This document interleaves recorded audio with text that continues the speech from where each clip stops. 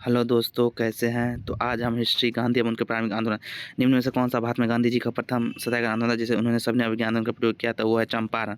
महात्मा गांधी ने भारत में अपना पहला सत्याग्रह 1917 में चंपारण में शुरू किया। यहाँ उन्होंने पहली बार सविनय अवज्ञा आंदोलन का प्रयोग किया। उस समय बिहार के चंपारण से किसानों के 3 कट्टे अपनाने के अंतर्गत जबरदस्ती नील की खेती करनी पड़ती थी, जिसके खिलाफ गांधी जी ने आंदोलन चलाया। इसके बाद 1918 में उन्होंने अहमदाबाद की कपड़ा मिलों में मजदूरों और मालिकों के बीच बोनस विवाद सुलझाने के हेतु सत्याग्रह किया। इसी वर्ष खेड़ा जिले में फसलें नष्ट होने के बावजूद किसानों को कर माफी न मिलने पर उन्होंने किसानों के पक्ष में आंदोलन चलाया। आगे चलकर 1919 में अंग्रेजी शासन द्वारा बनाए गए रॉलेट एक्ट के विरोध में उन्होंने व्यापक सत्याग्रह शुरू किया। चंपारण सत्याग्रह किसानों की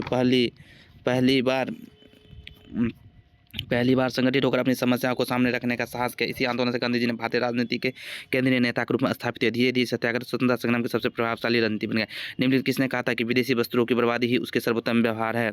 तो वो है महात्मा गांधी। महात्मा गांधी ने विदेशी कपड़ों को नष्ट करने को राष्ट्रीय स्वाभिमान से जोड़ा था। उसका मानना था कि विदेशी वस्त्रों के प्रति सबसे उचित रवैया उन्हें नष्ट करना है। इस विचार के माध्यम से गांधी जी ने स्वदेशी आंदोलन को और अधिक प्रबल बनाने का प्रयास किया। गांधी जी ने चरखा और खादी को स्वदेशी आंदोलन का प्रतीक बनाया, जिससे लोगों में आत्मनिर्भरता का भाव जागृत हुआ। विदेशी वस्त्रों की होली जलाकर उन्हें उपनिवेशवाद के खिलाफ एकता का संदेश। इस कदम में भारतीय स्वतंत्रता संग्राम को जन आंदोलन का स्वरूप प्रदान किया गया। निम्नलिखित में से किस आंदोलन में महात्मा गांधी ने भूख हड़ताल को हथियार के रूप में सर्वप्रथम प्रयोग किया था? तो वह है अहमदाबाद हड़ताल। सन 1918 में हुई अहमदाबाद मिल मजदूरों की हड़ताल के दौरान महात्मा गांधी ने पहली बार भारत में भूख हड़ताल का सहारा लिया। यह गांधी जी का अनोखा प्रयोग था, जिसमें उन्होंने श्रमिकों के अधिकारों की रक्षा के लिए उन्हें उपवास के संघर्ष का साधन बनाया। गांधी जी का यह कदम श्रमिक वर्गों के लिए प्रेरणादायक साबित हुआ और मजदूर आंदोलन को नई दिशा मिली। इसके बावजूद भूख हड़ताल का उनके सत्याग्रह और अहिंसक संघर्ष की महत्वपूर्ण रणनीति बन गई। इसी यह दिखाया गया नैतिक बल कभी भौतिक शक्ति से कभी अधिक होते हैं। चौथा क्वेश्चन है, निम्नलिखित में से कथनों पर कौन सा कथन सत्य है? उन्होंने अपने प्राथमिक शिक्षा राजकोट से प्राप्त की। उन्होंने विधि मोहनदास करमचंद गांधी का जन्म 2 अक्टूबर 1869 को गुजरात के पोरबंदर में। उनकी आरंभिक पढ़ाई राजकोट में पूरी हुई। मात्र 13 वर्ष की आयु में उनका विवाह कस्तूरबा गांधी से हुआ था। आगे चलकर लंदन के इनर टेम्पल में कानून की पढ़ाई करने गए और वहीं से बैरिस्टर बने। गांधी जी के विचारों पर रस्किन की पुस्तक अनटू द लास्ट का गहरा प्रभाव पड़ा, जिन्होंने उनके सामाजिक और आर्थिक दृष्टिकोण को आकार दिया। गांधी जी ने इंग्लैंड में रहते हुए पश्चिम जीवन शैली को न अपनाकर सादगीपूर्ण जीवन को चुना। रस्किन की शिक्षाओं ने उन्हें ट्रस्टशिप और समानता के सिद्धांतों की ओर प्रेरित किया। इन्हीं विचारों ने आगे चलकर सत्याग्रह और स्वदेशी आंदोलन की नींव रखी। निम्नलिखित में से किस आंदोलन में महात्मा गांधी समृद्ध नहीं थे? तो वह है स्वदेशी आंदोलन। महात्मा गांधी का स्वदेशी आंदोलन से नहीं था। यह आंदोलन 1905 बंगाल विभाजन के विरोध में प्रारंभ हुआ था। उस समय गांधी जी दक्षिण अफ्रीका में रहकर भारतीयों के अधिकारों की लड़ाई लड़ रहे थे, इसलिए वे सीधे तौर पर इस आंदोलन से जुड़े नहीं थे। हालांकि गांधी जी स्वयं स्वदेशी आंदोलन में शामिल नहीं हुए, लेकिन भारत लौटने के बाद उन्हें स्वदेशी विचारधारा को आगे बढ़ाया। चरखे और खादी के माध्यम से उन्होंने स्वदेशी को जन आंदोलन का रूप दिया। इस प्रकार स्वदेशी की भावना बाद में स्वतंत्रता संग्राम की मुख्य रणनीति बन गई। निम्न में से किसने महात्मा गांधी को यह निर्देश दिया था कि वो भारत में अपने पहले वर्ष कान खुले रखने, मुंह बंद करें?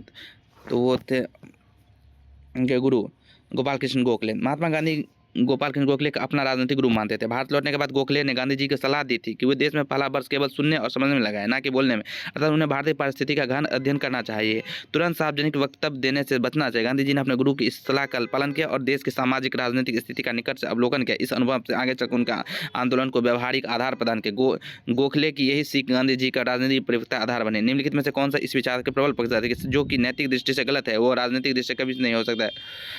वो है एम एन गांधी। महात्मा गांधी राजनीति में नैतिक मूल्यों को प्रधानता के देश समर्थक। उनका स्पष्ट मत था कि यह कोई कार्य नैतिक आधार पर गलत है या नहीं।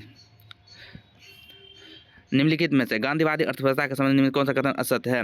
वे अमेरिका में मशीनरी विरोधी थे। वे भारत में मशीनरी के समर्थक नहीं थे। नहीं, गलत बात। उनका मानना था केंद्रीकरण, शोषण और समस्या के प्रधान।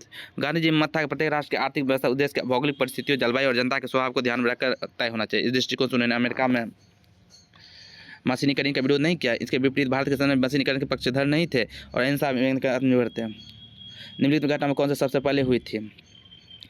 देखिए, चंपारण सत्याग्रह 1917 में थे, खेड़ा सत्याग्रह 1918 में थे, असहयोग आंदोलन 1920 में होता, सविनय अवज्ञा 1930 में था। बिहार में हुआ चंपारण सत्याग्रह बाद में गांधी जी का पहला सत्याग्रह आंदोलन था और यह सबसे पहले इस समय किसानों को 3 कट्टा पद्धति को अपने 3/20 हिस्से में नील की खेती करने के लिए बाध्य किया था। गांधी जी ने राजकुमार शुक्ल के आग्रह 1917 में इस अन्यायपूर्ण प्रथा के खिलाफ सत्याग्रह शुरू किया। चंपारण सत्याग्रह भारतीय किसानों में अपनी समस्या को सामने लाने का हिस्सा पैदा किया। आंदोलन निम्न चंपारण आंदोलन से निम्नलिखित कौन सा शामिल नहीं था?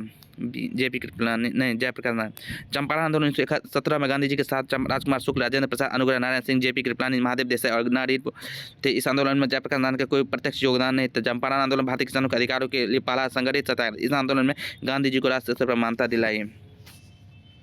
भविष्य के आंदोलनों के लिए मार्ग प्रशस्त किया। आंदोलन ने स्थानीय नेताओं और जनता के बीच विश्वास और सहयोग की भावना को मजबूत किया। निम्नलिखित में से कौन सा चंपारण सत्याग्रह सबसे महत्वपूर्ण पहलू था? 19वीं शताब्दी के अंत तक जर्मनी के रासायनिक करांगों में पारंपरिक नील उद्योग को बाजार से बाहर कर दिया। चंपारण में यूरोपीय बागान मालिक अब नील की खेती करने का किसान भी मजदूर थे इस मुताबिक चाहते। इसके बावजूद बागान मालिक किसानों के अनुबंध तोड़ने के लिए मनमाने तरीके से कर और अन्य शुल्क। इसके कारण 1908 में किसानों का विरोध मुकर होने लगा। अंततः रोपण और वाणिज्यिक फसलों की गिरती हुई पैदावार 1917 चंपारण सत्याग्रह का मुख्य चंपारण सत्याग्रह किसानों की आर्थिक समस्या को राष्ट्रीय राजनीतिक मुद्दा बना दिया। महात्मा गांधी के चंपारण सत्याग्रह का किसने विरोध किया था? एनजी रंगा। चंपारण सत्याग्रह के दौरान एनजी रंगा ने गांधी जी के आंदोलन का विरोध किया था। इसका विपरीत सलीना टैगोर ने इस समय गांधी जी का महात्मा की उपाधि प्रदान किया और उसके कार्य की प्रशंसा की। चंपारण सत्याग्रह किसानों के अधिकारों के लिए पहला संगठित आंदोलन था। इस विरोध और समर्थन में गांधी जी की नेतृत्व व्यापक पहचान और मजबूत किया। आंदोलन ने स्पष्ट कर दिया कि किसी भी सामाजिक बदलाव में विभिन्न दृष्टिकोण और प्रतिक्रिया होना स्वाभाविक है। चंपारण आंदोलन के जन संघर्ष प्रतिक्रिया ब्रिटिश सरकार ने इस मुद्दे को समाधान के लिए कौन सा कदम उठाया था? तो चंपारण कृषि समिति की स्थापना 1917 में चंपारण सत्याग्रह के बाद ब्रिटिश सरकार ने किसानों की कठिन परिस्थितियों की जांच करने के लिए एक चंपारण कृषि समिति का गठन किया। गांधी जी को इस समिति का सदस्य बनाया गया ताकि वे किसानों की समस्या को सीधे सामने रख सके। समिति की सिफारिश के आधार पर 1958 चंपारण कृषि अधिनियम पारित किया गया जिसमें किसानों के हितों की रक्षा सुनिश्चित की। इस अधिनियम के तहत किसानों पर जबरन लगाए गए करों और अन्य शोषणकारी प्रथा को समाप्त किया गया। चंपारण आंदोलन भारतीय किसानों के लिए पहले संगठित अधिकार आंदोलन बन गया। गांधी जी की सक्रिय भागीदारी ने आंदोलन को अहिंसक और प्रभावी रूप से जो बाद में चंपारण में इंडिगो नील किसानों की कठिन स्थिति को और गांधी जी का ध्यान किसने आकर्षित किया था? तो वो थे राजकुमार शुक्ल जी। चंपारण में नील इंडिगो किसानों की दयनीय स्थिति को गांधी जी ध्यान में राजकुमार शुक्ल ने लाया था। उन्होंने गांधी जी को किसानों पर बागान मालिकों द्वारा स्वतंत्र जानकारी दी थी। बाद में नियोजित विकास किसने किया था?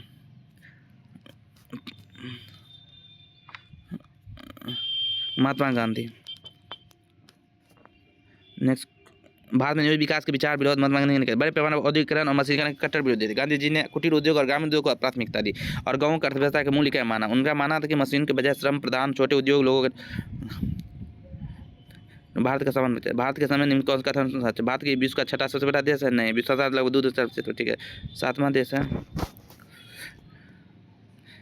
कर्क रेखा के बीच गुजरती है जो कि अक्षांश विस्तार के 2 बराबर मतलब भारत पूरी तरह से उष्ण क्षेत्र में है।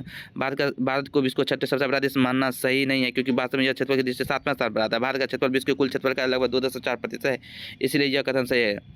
इसके अलावा कर्क रेखा 23.5 डिग्री उत्तरी कर्क रेखा अक्षांश के बीचों से गुजरती है और भारत के अक्षांश विस्तार को लगभग 2 बराबर हिस्सों में विभाजित करते हैं। वहीं यह कहना है कि भारत पूर्णतः उष्णकटिबंधीय क्षेत्र में स्थित है गलत है क्योंकि देश का उत्तरी भाग उष्णकटिबंधीय क्षेत्र में आता है। इस प्रकार केवल दूसरा और तीसरा कथन सिद्ध होते हैं। भारत का उत्तर दक्षिण विस्तार 3214 किलोमीटर तथा पूरा पश्चिम विस्तार 2933 किलोमीटर है। भौगोलिक स्थिति भारत का क्षेत्रफल संसार के क्षेत्रफल का 2.4 है परंतु इसकी, ठीक है, 17.5। भारत का कुल क्षेत्रफल लगभग 32,87,293 वर्ग किलोमीटर है जो दुनिया के स्थलीय क्षेत्र का केवल 2.4 है। इसके बावजूद भारत में रहने वाली जनसंख्या विश्व की कुल जनसंख्या का लगभग 17.5% 2011 जनगणना के अंतिम आंकड़ों के अनुसार है। इसका अर्थ यह है कि भारत में आबादी घनत्व अत्यधिक है और यह दुनिया के सबसे अधिक आबादी वाले देशों में से एक है। जून 2021 भारत की वर्तमान जनसंख्या 139 प्लस है जो नवीनतम आंकड़ों के अनुसार वर्ल्डोमीटर विस्तार पर आधारित है। संयुक्त राष्ट्र के आंकड़ों के अनुसार वर्ष 2020 के मध्य में भारत के अनुमानित भारत का विस्तार। भारत मुख्य भूमि उत्तर गोलार्ध में फैली है। इसका वास्तविक देशांतर भारत के लिए निम्नलिखित में कथनों में से कौन सा असत्य है? भारत में सर्वप्रथम सूर्योदय अरुणाचल प्रदेश में होता है, न कि मिजोरम में। अरुणाचल प्रदेश भारत का सबसे पूर्वी राज्य है। भारत की जनसंख्या दृष्टि से चीन के पश्चात विश्व का दूसरा राष्ट्र है। 2011 इस भूमि की सीमा विस्तार 200 किलोमीटर है। 15,104 किलोमीटर 1970 के दशम भारत की समुद्री तट का 16 किलोमीटर आखिरी है किंतु हाल यहाँ सटीक मापन की यहाँ लंबाई 11,998 किलोमीटर की जो लगभग 3582 किलोमीटर वृद्धि है, लगभग 48% को दर्शाता है। भारत में उत्तरी सीमा हिमालय पर्वत से जुड़ी है और दक्षिणी सीमा हिंद महासागर तक फैले। पूर्व और पश्चिम की सीमा बांग्लादेश, म्यांमार, पाकिस्तान और अन्य पड़ोसी देश से मिलते हैं। भारत में सूर्योदय और सूर्यास्त की समय अवधि देशों पर निर्भर करते हैं। सिक्किम से गुजरने वाला अक्षांश निम्नलिखित से होकर गुजरती है। सिक्किम जिस अक्षांश पर स्थित है वह लगभग 27 डिग्री उत्तरी अक्षांश है। यह अक्षांश केवल सिक्किम से ही नहीं बल्कि भारत के अन्य भागों से होकर गुजरता है। यह एक राजस्थान राज्य से भी होकर गुजरता है, इस कारण यह उत्तर राजस्थान माना जाएगा। भारत के मानचित्र देखो तो कई राज्य गुजरती है। कर्क रेखा साथ उत्तरी अक्षांश 8 राज्यों से होकर गुजरते हैं। 17 उत्तरी अक्षांश रेखा भारत के असम, अरुणाचल प्रदेश, राजस्थान, उत्तर पश्चिम बंगाल और बिहार के भूमि क्षेत्र से निकलती है। इस प्रकार अक्षांश को प्रभावित करते हैं। पृथ्वी और किसी स्थान को भौगोलिक स्थिति बताने के लिए उस स्थान का अक्षांश मानती है। कर्क रेखा किस राज्य से होकर गुजरती है? कर्क रेखा 8 राज्यों से होकर गुजरती है। कर्क रेखा 23 उत्तरी अक्षांश भारत के बीच से होकर गुजरते हैं। कुल 8 राज्यों से स्पर्श करते हैं। यह है गुजरात, राजस्थान, मध्य प्रदेश, छत्तीसगढ़, झारखंड, पश्चिम बंगाल, त्रिपुरा और मिजोरम। प्रश्न में दिए गए विकल्प के अनुसार गुजरात 1, छत्तीसगढ़ 2, झारखंड 4 कर्क रेखा पर आते हैं जबकि उत्तर प्रदेश 3 रेखा होता है, इसलिए यह नहीं होगा। रेखा पृथ्वी की कर्क रेखा पृथ्वी की उत्तरतम अक्षांश रेखा है जिस पर सूर्य दोपहर के समय लंबा चमकता है। यह घटना जून के क्रांति के समय होती है जब उत्तरी गोलार्ध के सूर्य के समकक्ष अत्यधिक झुक जाता है। तो इस रेखा को स्थिति स्थानीय नहीं है वरना इसमें समय के अनुसार होकर फेर हो जाता है। 21 जून को जब सूर्य इस रेखा को एकदम ऊपर होता है तो उत्तरी गोलार्ध में यह दिन सबसे लंबा व रात सबसे छोटी होती है। यहाँ दिन सबसे अधिक गर्मी होती है स्थानीय मौसम को छोड़कर क्योंकि सूर्य की किरणों यहाँ एकदम लंबा होते हैं। निम्नलिखित में कौन सा कर्क रेखा निकट है? देखिए कर्क रेखा का अक्षांश सीमांत 13.5 उत्तर है। अब दिए गए ग्रहों का अक्षांश देखिए दिल्ली लगभग 28, कोलकाता 22, जोधपुर 26, नागपुर 21। तो इस कोलकाता की स्थिति सबसे निकट इसलिए ये उत्तर सही है। निम्नलिखित में किन नदी में कौन सा कर्क रेखा 2 बार काटती है? तो माही नदी। माही नदी भारत की एकमात्र नदी जो कर्क रेखा 13.5 उत्तरी अक्षांश को 2 बार काटती है। इसकी स्रोत मध्य प्रदेश के धार जिले के बिंद पर्वत है। इसके बाद यह राजस्थान के क्षेत्र से होकर गुजरती है अतः गुजरात में प्रवेश कर खंभात की खाड़ी में जाकर समाहित हो जाते हैं। माही नदी की यह विशेषता इसे भौगोलिक दृष्टि अद्वितीय बनाते हैं। कर्क रेखा से होकर गुजरने वाले क्षेत्रों को मौसम और जलवायु पर इसका महत्वपूर्ण प्रभाव पड़ता है। माही नदी के कारण राजस्थान गुजरात में नदी का जल प्रवाह गर्मी में होते हैं और सिंचाई। जून माह में निम्न स्थान में कहाँ पर दिन की अवधि अधिकतम होती है? तो वो है दिल्ली। उत्तरायण के समय अर्थात जब सूर्य जब भूमध्य रेखा इक्वेटर के उत्तर में बढ़ता है तो उत्तरी गोलार्ध में दिन के लंबे बढ़ने लगते हैं। 21 जून को जिसे ग्रीष्म विषुव समर सोलिट कहते हैं सूर्य अपनी उत्तरी स्थिति पर सबसे ऊंचाई पर स्थित होते हैं। उस समय कर्क रेखा ट्रॉपिक ऑफ कैंसर अक्षांश को उत्तर में स्थित है। दिन की अवधि के अधिकतम होते हैं। दिए गए विकल्प में दिल्ली सबसे उत्तर में स्थित है। इसके कारण जून के महीने में यहाँ दिन की लंबाई सबसे अधिक रहती है। दिन और रात की अवधि अक्षांश की स्थिति पर निर्भर करते हैं। जैसे जैसे हम कर्क रेखा से उत्तर की ओर बढ़ते हैं जून में दिन लंबा और रात छोटी होती है। यह घटना पृथ्वी की अक्षीय झुकाव और सूर्य की गति के कारण होता है। 21 जून को आसपास दिल्ली में दिन अवधि अधिकतम और भौगोलिक और खगोलीय दृष्टि हमेशा सही रहता है। निम्नलिखित में से कौन सा भारतीय राज्य कर्क रेखा के उत्तर में स्थित है? कर्क रेखा लगभग 37 भारत के मध्य होकर गुजरती है। भारत के उत्तर पूर्वी राज्य में मणिपुर से जबकि त्रिपुरा और मिजोरम इसके दक्षिण में झारखंड मुक्त कर्क रेखा के भारतवर्ष में लगभग कितने गांव हैं? 6 लाख अनुसार 6,40,000 गाँव यह आंकड़ा दर्शाता है। भारत ग्रामीण देश है जहाँ अधिकांश आबादी छोटे छोटे गाँव में निवास विभिन्न आसमान उत्तर प्रदेश बिहार जैसे बड़े राज्यों में गाँव की संख्या अधिक है। भारत ग्रामीण जनसंख्या देश की सामाजिक और अहम भूमिका निभाती है। इस प्रकार भारत में लगभग 4 लाख गाँव हैं जो देश के सामाजिक आर्थिक और हमेशा महत्वपूर्ण आंकड़े पर। भारतीय मानक समय की यमुना नहीं गुजरती है। डी महाराष्ट्र। भारतीय मानक समय की यमुना रेखा उत्तर प्रदेश मध्य प्रदेश से गुजरती है। यह महाराष्ट्र से नहीं गुजरती है। तेलंगाना से यह भी नहीं गुजरती है। भारतीय मानक समय सभी पूर्वी देशांतर के आधार पर की जाती है। रेखा भारत के मध्य से होकर गुजरती है और समय का ना IST की यमुना रेखा उत्तर प्रदेश मध्य प्रदेश छत्तीसगढ़ उड़ीसा आंध्र प्रदेश से होकर गुजरती है। इसके विपरीत महाराष्ट्र और तेलंगाना जैसे पश्चिमी राज्यों से यह नहीं गुजरती है। IST मानक पूरे भारत में एक समान समय लागू करने के लिए बनाया गया है। भारतीय मानक समय इलाहाबाद नैनी। भारतीय मानक समय IST सभी पूर्वी देशांतर पर आधारित है जो भारत के मध्य क्षेत्र से गुजरती है। इसे इलाहाबाद प्रयागराज नैनी के समीप मापा जाता है। यही कारण है कि पूरे भारत में एक समान समय लागू किया। इलाहाबाद नैनी का चयन इसलिए किया गया क्योंकि यह देश के मध्यवर्ती अक्षांश और देशांश पर स्थित है। यदि मानक पर मध्य 120 डिग्री पूर्वी देशांतर पर आसानी समय क्या होगा? भारतीय मानक समय IST पूर्वी देश में आधारित है। यह रेखा पर मध्याह्न का समय 12 बजे है और यह पूर्वी देशांतर सबसे जनक के लिए हमें देशांतर कोटि होता है। 120 ईस्ट में 1 दिन 4 मिनट का होता है। 37 गुने 4 2 घंटे 30 मिनट। भारतीय संविधान के निम्नलिखित अनुसूची में कौन सी राज्यों के नाम और उसके क्षेत्रफल का विवरण देती है? तो वह है पहली। भारतीय संविधान की पहली अनुसूची में राज्यों की और केंद्रशासित प्रदेश के नाम उसके भौगोलिक क्षेत्र का विस्तृत विवरण दिया गया। दूसरी अनुसूची में संवैधानिक पद पर काम करने वाले अधिकारों के वेतन और भत्ते संबंधित। तीसरी अनुसूची में शपथ और सत्यापन के प्रारूप शामिल है जबकि चौथी अनुसूची में राज्यसभा में राज्यों को मिलने वाली प्रतिनिधि की संख्या निर्धारण किया गया है। पहली अनुसूची संविधान निर्माण के समय राज्यों और उन क्षेत्रों का आधिकारिक रिकॉर्ड प्रदान करती है। यह संघीय ढांचों में राज्यों के अधिकार और उनकी पहचान सुनिश्चित करने में महत्वपूर्ण भूमिका देते हैं। समय समय पर राज्यों के पुनर्गठन या नए राज्यों के गठन के बाद इस आवश्यक संशोधन किए जाते हैं। भारतीय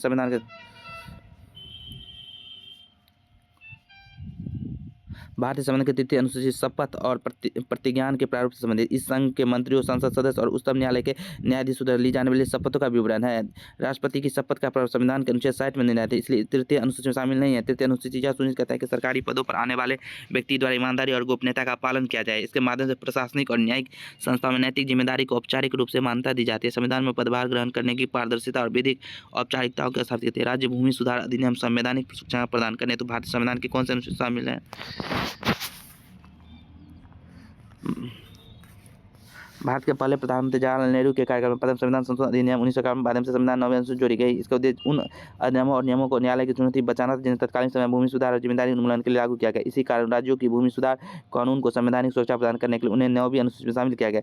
9वीं अनुसूची का गठन विशेष रूप से सामाजिक और आर्थिक सुधारों से तेजी लागू करने के लिए किया गया था। इसके अंतर्गत आने वाले कानूनों पर न्यायालय का समान परीक्षण असंभव होता है जिसे उसका उद्देश्य बाधा मुक्त पूरा किया जा सके। भूमि सुधार अधिनियम सुरक्षा से निशान भारत के संविधान के अंतर्गत आर्थिक योजना के विषय की सूची है संवर्धित सूची। भारतीय संविधान की संवर्धित सूची में आर्थिक और सामाजिक योजना का प्रावधान शामिल है। इसी आधार पर भारत की सरकार ने बाद में योजना आयोग का गठन किया ताकि विकास और समाज सुधार के लिए योजनाओं का समन्वय सुनिश्चित किया जाए। संवर्धित सूची में शामिल होने का केंद्र और राज्य के दोनों सरकार योजना बना उसे लागू करने। शिक्षा जो प्रारंभ में राज्य सूची का विषय था उसे संवर्धित सूची की संशोधन संशोधित किया गया था, वो है 42वां। भारतीय संविधान में संघीय ढांचे में शिथिल बनाने के लिए विषयों को केंद्र और राज्य के बीच विभाजन किया गया। इन्हीं महत्व के आधार पर संघ सूची, राज्य सूची और संवर्धित सूची में प्रारंभ किया गया। शिक्षा राज्य सूची में था लेकिन इसके राष्ट्रीय महत्व के ध्यान रखते 42वें संविधान सन 1976 द्वारा धारा 57 तक इसे संवर्धित सूची में स्थानांतरित कर दिया गया। कृषि और पुलिस जैसे विषय अब भी राज्य सूची में जबकि रक्षा संघ सूची में शामिल है। संवर्धित सूची शिक्षा का स्थान केंद्र और राज्य दोनों को शिक्षा नीति बनाने और कार्यान्वयन सहभागिता की अनुमति देता है। इसके बाद केंद्र और राज्य ने मिलकर शिक्षा के क्षेत्र में योजनाओं और सुधारों को लागू किया। यह कदम देश में समान शिक्षा स्तर और राष्ट्रीय एकता को मजबूत करने की दिशा में महत्वपूर्ण प्रयास था। भारत के संविधान अनुसूचित क्षेत्र 5वीं भारतीय संविधान की 5वीं अनुसूची में असम, मेघालय, त्रिपुरा, मिजोरम और अन्य राज्यों के अनुसूचित क्षेत्रों और अनुसूचित जनजातियों के प्रशासन नियंत्रण के लिए विशेष प्रावधान शामिल किए। इस प्रावधान का उद्देश्य आदिवासी समुदायों को रक्षा और उन्हें प्रशासन सुनिश्चित करना है। संविधान की 11वीं अनुसूची निम्नलिखित से संबंधित है। पंचायती राज भारतीय संविधान की 11वीं अनुसूची 73वें संविधान संशोधन अधिनियम 1992 के तहत जोड़ी गई। इसमें कुल 29 विषय शामिल है जिन पर पंचायतों को अपने स्तर पर कानून और नीतियां बनाने की शक्ति दी गई। इन विषयों में मत्स्य पालन, पेयजल, गरीबी उन्मूलन कार्यक्रम, परिवार कल्याण, महिला एवं बाल विकास, सार्वजनिक वितरण प्रणाली आदि शामिल है। 11वीं अनुसूची राज्य संस्थाओं स्वायत्त विकास संबंधी अधिकार इसके माध्यम से स्थानीय स्तर पर भागीदारी जन करना है। यह अनुसूची ग्रामीण विकास को मजबूत संविधान प्रदान करता है। पंचायती राज विषय आधारित संविधान सूची है। राज्य सूची भारतीय संविधान की 7वीं अनुसूची में अंतर्गत राज्य सूची पर संख्या 5 स्थानीय पंचायती राज शामिल है। इसका यह पंचायती राज से जुड़े कानून और नीति बनाने का अधिकार मुख्य रूप से राज्यों के पास है। राज्यों को पंचायतों के संचालन, उनके अधिकारों और कर्तव्य को तय करने का पूर्ण नियंत्रण प्राप्त है। यह व्यवस्था स्थानीय स्वशासन और ग्रामीण विकास को सशक्त बनाने में महत्वपूर्ण भूमिका निभाते हैं। पंचायती राज संस्थाओं के माध्यम से जनता की भागीदारी और जवाबदेही सुनिश्चित किया जाता है।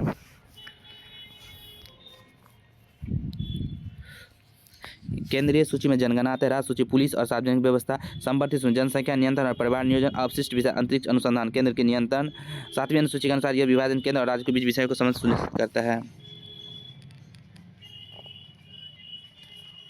संवर्धित सूची में आने वाले विषयों पर केंद्र और राज्य दोनों ही कानून बना सकते हैं। अवशिष्ट विषय ऐसे क्षेत्र है जिस पर कानून बनाने का अधिकार केवल केंद्र सरकार पास है। उदाहरण के लिए अंतरिक्ष अनुसंधान। 7वीं अनुसूची विधायी शक्तियों का विवरण। 8वीं अनुसूची भाषाओं की सूची। 9वीं अनुसूची कुछ अधिनियमों को विधिमान बनाना। 10वीं अनुसूची दल परिवर्तन के आधार पर निर्वाचित प्रतिनिधियों की निर्भरता। 7वीं अनुसूची केंद्र और राज्य के बीच विषयों का विवरण। 8वीं अनुसूची भारत की आधिकारिक भाषा सूचीबद्ध करे। जैसे 10वीं अनुसूची उसे राजनीति लोग स्थिरता रखना और दल बदल पर रोकना है। यदि भारत में संघ एक नया राज्य कानून सृजन करता है तो संविधान के कौन से किया जाना चाहिए। पहली अनुसूची भारतीय संविधान की पहली अनुसूची राज्यों और केंद्र शासित प्रदेशों के नाम तथा उसके भौगोलिक क्षेत्र विस्तार के विवरण देते हैं। यदि किसी नए राज्य गठन किया जाता है तो इस अनुसूची में आवश्यक संशोधन करना पड़ता है। इसके विपरीत दूसरी अनुसूची संवैधानिक पदाधिकारियों के वेतन से संबंधित दूसरी अनुसूची शपथ के प्रारूप से निर्धारण करते। चौथी अनुसूची राज्यसभा में सीटों के आवंटन से जुड़ी। पहली अनुसूची में संशोधन के बिना नए राज्यों का संवैधानिक रूप से अस्तित्व नहीं सुनिश्चित किया जा सकता है। संशोधन नए राज्यों को सीमाओं, नाम और क्षेत्रफल को आधिकारिक रूप देता है। इसके माध्यम से केंद्र और राज्यों के बीच प्रशासनिक कानून बनाते हैं। भारतीय संविधान में कुल कितने अनुसूचियां हैं तो अब फिलहाल 10 है। भारतीय संविधान में कुल 12 अनुसूचियां शामिल है। प्रारंभ संविधान में केवल 8 अनुसूचियां थी लेकिन बाद के समय 7 किए गए संशोधन के बाद से 9वीं, 10वीं, 11वीं और 12वीं अनुसूचियों को संविधान में जोड़ा गया। इस अनुसूचियों का उद्देश्य विभिन्न विषयों को व्यवस्थित विवरण प्रदान करना है जैसे राज्य और केंद्र के अधिकार, शपथ के प्रारूप, भाषाएं और पंचायतों के अधिकार को संशोधन के द्वारा नई अनुसूचियां जोड़ना यह सुनिश्चित करता है कि संविधान समय और आवश्यकता के अनुसार है। निम्नलिखित कथनों में कौन सा कथन सत्य। भारत के संविधान में 20 भाग गलत। भारत के संविधान में 390 गलत। भारत के संविधान में 9वीं, 11वीं अनुसूची का संशोधन किया गया। भारतीय संविधान में मूल रूप से कुल 8 अनुसूचियां थी। बाद में संविधान संशोधन अधिनियम के नियम में 9वीं, 10वीं, 11वीं और 12वीं अनुसूचियां संविधान में जोड़ी गई। क्रमशः 1वें, 52वें, 73वें और 74वें संशोधन के द्वारा इसके विपरीत संविधान भागों अनुच्छेदों की संख्या समान अनुच्छेदों के अनुसार बदलती है। वर्तमान में यह 22 भागों और लगभग 355 अनुच्छेदों तक पहुंच चुकी है। संविधान में नई अनुसूचियां जोड़ने का उद्देश्य विभिन्न प्रशासनिक, सामाजिक और आर्थिक विषयों पर स्पष्टता कार्यान्वयन सुनिश्चित करना है। इसमें संविधान अधिक लचीला और समय के अनुसार प्रशासनिक बनाए अनुसूचियों के माध्यम से राज्यों और केंद्र स्थानीय निकायों के अधिकारों को स्पष्ट रूप से व्याख्या करते हैं। भारत के संविधान की चौथी अनुसूची किस विषय से संबंधित है? भारतीय संविधान की चौथी अनुसूची राज्यों के लिए राज्यसभा सीटों के विवरण उसके आवंटन से संबंधित नियमों को स्पष्ट करती है। यह सुनिश्चित करती है कि प्रत्येक राज्य को उसके जनसंख्या और संवैधानिक प्रावधानों के अनुसार प्रतिनिधि मिले। चौथी अनुसूची का उद्देश्य संघीय ढांचे में राज्यों के समानुपातिक प्रतिनिधि को बनाए रखना। यह आवंटन समय पर जनसंख्या के अनुसार समायोजित किया जाता है। इस अनुसूची के माध्यम से असम में राज्यों की राजनीतिक शक्ति और लोकतांत्रिक संतुलन भारतीय अर्थव्यवस्था के स्वरूप विकास का भारतीय मॉडल किनके हितों की सुरक्षा करता है? वह है व्यक्ति और राज्य दोनों के। भारत में मिश्रित अर्थव्यवस्था प्रणाली अपनाई गई है जिसमें विकास कार्यक्रम में सार्वजनिक, राज्य और निजी व्यक्ति दोनों की भागीदारी होती है। सार्वजनिक क्षेत्र का संचालन राज्य के द्वारा किया जाता है जबकि निजी क्षेत्र का प्रबंधन व्यक्तियों के हाथों में रहता है। इस प्रकार भारतीय विकास मॉडल दोनों राज्य और व्यक्तियों के हितों की रक्षा करता है। मिश्रित अर्थव्यवस्था का उद्देश्य यह सुनिश्चित करता है कि समाज के सभी वर्गों को विकास का लाभ मिले। यह मॉडल आर्थिक असमता को कम करने और रोजगार सृजन को प्रोत्साहित करने में सहायक होता है। भारत में इस दृष्टिकोण के कारण निजी नवाचार और सार्वजनिक कल्याण देने का बढ़ावा मिलता है। निम्नलिखित में से कौन सा भारतीय अर्थव्यवस्था का लक्षण नहीं है? प्राकृतिक संसाधन कमी। भारतीय अर्थव्यवस्था के प्रमुख लक्षणों में से श्रम कम, उत्पादकता, प्रति व्यक्ति आय का कम स्तर और पूंजी निर्माण की धीमी दर शामिल है। इसके विपरीत भारत में प्राकृतिक संसाधनों की कमी भारतीय अर्थव्यवस्था का विशिष्ट गुण नहीं माना जाता क्योंकि देश में खनिज, जल और कृषि योग्य भूमि जैसे पर्याप्त संसाधन मौजूद है। भारतीय अर्थव्यवस्था में सुधार के लिए श्रम उत्पादकता बढ़ाना और पूंजी निर्माण को प्रोत्साहित करना आवश्यक है। प्राकृतिक संसाधनों का सही प्रबंधन और तकनीकी नवाचार से उत्पादन क्षमता को और अधिक बढ़ाया जा सकता है। इसके अलावा प्रति व्यक्ति आय में वृद्धि सामाजिक कल्याण और आर्थिक विकास दोनों को सशक्त बनाती है। भारत की अर्थव्यवस्था किस प्रकार की अर्थव्यवस्था है? तो वो है विकासशील। भारत की अर्थव्यवस्था को विकासशील अर्थव्यवस्था के रूप में वर्गीकृत किया गया है। इस प्रकार की अर्थव्यवस्था में उत्पादन का ढांचा धीरे धीरे बदलता है, उत्पादित वस्तुओं और सेवाओं के स्वरूप में बदलाव आता है और सामाजिक तथा आर्थिक संबंध में सुधार और बढ़ोतरी को देता है।